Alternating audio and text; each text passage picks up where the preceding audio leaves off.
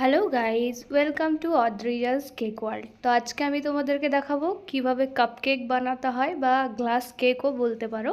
তো দেখে নাও, প্রথমে হচ্ছে আমরা গ্লাসের মধ্যে কি হলো না, আমাদের যে কেকের বেসটা দিলাম, একটু সুগার সিরাপ দিচ্ছি। দেখো, দেন আমি ক্রিম দিয়ে প্রথমে একটা লেয়ারিং করব।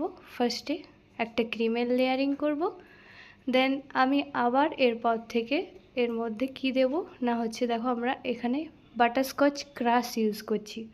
তো বাটারস্কচ ক্রাশটা একটু পাতলা করে নিয়েছি আমি জল দিয়ে, ওটা ওর মধ্যে দিয়ে দিলাম একটু, যাতে একটু সফট হয়, ময়েস্ট হয় কেকটা, এটাতে টেস্টও ভালো আসে।